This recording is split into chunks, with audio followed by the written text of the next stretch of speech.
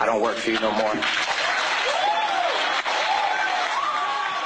That was John Michael Turner stripping his medals and ribbons from his chest and throwing them into the audience to the applause of attendees at Winter Soldier. Turner then went on to describe some of his time in Iraq. On April 18th, 2006, I had my first confirmed kill. This man was innocent. I don't know his name. I called him the Fat Man. He was walking back to his house, and I shot him in front of his friend and his father. The first round didn't kill him after I hit him up here in his neck area. And afterwards he started screaming and looked right into my eyes. So I looked at my friend who I was on post with, and I said, well, I can't let that happen. So I took another shot and took him out. He was then carried away by the rest of his family. It took 7 people to carry his body away. We were all congratulated after we had our first kills, and that happened to have been mine. My company commander personally congratulated me, as he did everyone else in our company. This is the same individual who had stated that whoever gets their first kill by stabbing them to death will get a 4-day pass when we return from Iraq.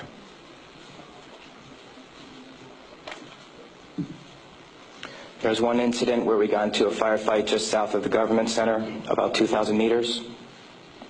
We had no idea where the fire was coming from, and the way our rules of engagement were, pinpoint where the fire is coming from and throw a rocket at it. So with that being said, we still didn't know where the fire was coming from, and an 84-millimeter rocket was shot into a house. I do not know if there was anyone in it.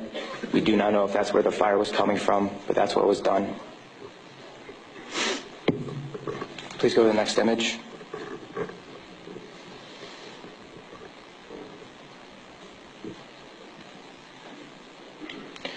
This man right here was my 3rd confirmed kill.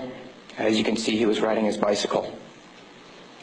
Later on in the day, we went ahead and we had CBS Laura Logan with us, but she was with the other squad. And so she wasn't with us, so myself and 2 other people went ahead and took out some individuals because we were excited about the firefight we had just gotten into, and we didn't have a cameraman or woman with us. With that being said,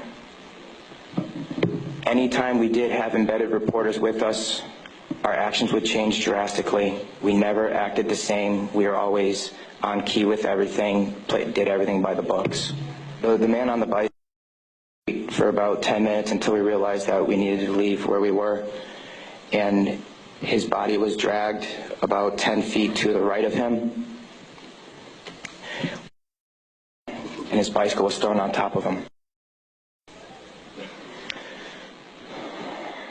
Another thing that we used to do a lot was recon by fire, where we would go ahead and try to start a firefight if we felt threatened in any way, shape, or form. There's one particular incident where we were working with the Iraqi Army and the Iraqi Special Forces in downtown Ramadi, and with our squad and the Iraqi Army, there was also lieutenant colonels, majors, first sergeants, and sergeant majors. Sergeants major. With that being said, the Iraqi Army would go into the house, kick in the doors, and then go ahead and shoot. And there were loud bursts of machine gun fire. We thought we were taking fire, but then we later found out that it was them.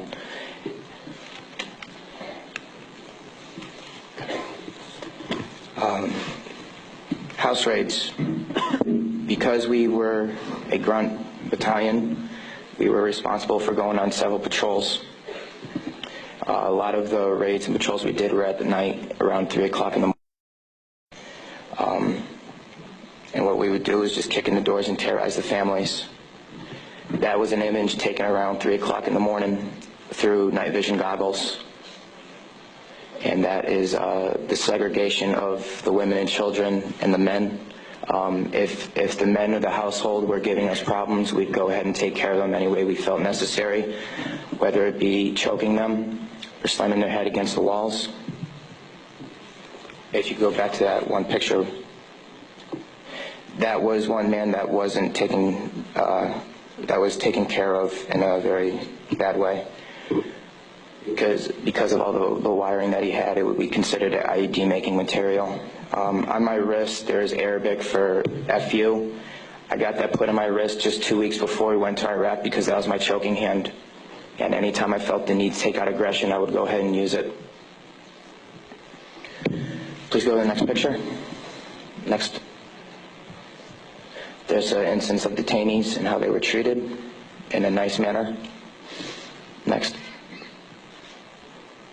That is the Fatima Mosque minaret. As you can see, it is written with bullet holes and holes in the top of it. Those were from mortars. And the next video that I'm going to show you is a tank round that went into that minaret, where we weren't sure if we were taking fire or not.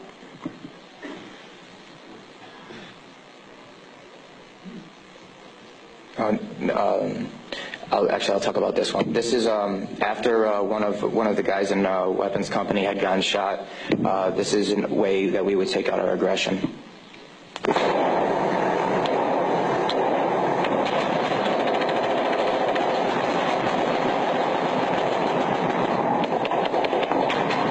those of you who don't know, it is illegal to shoot into a mosque unless you were taking fire from it. There was no fire that was taken from that mosque. It was shot into because we were angry. Can you please play the next video?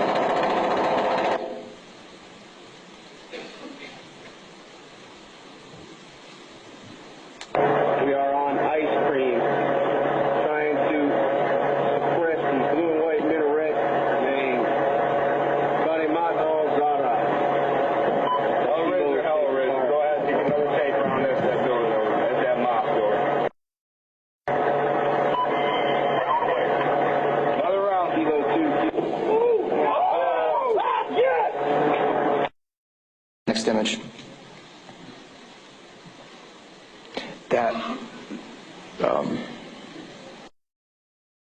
With that being said, there's many more stories and incidents for me to talk about, although we don't have the time to. But this just goes to show you that that was the after effect of the tank round. Next image, please. The reason I am doing this today is not only for myself and for the rest of society to hear, but it's for all those who can't be here to talk about the things that we went through, talk about the things that we did. Next image.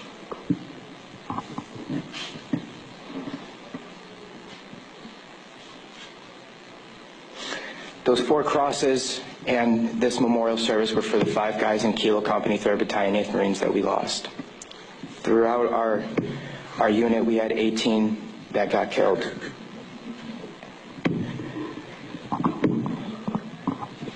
With that being said, that is my testimony. I just want to say that I am sorry for the hate and destruction that I've inflicted on innocent people.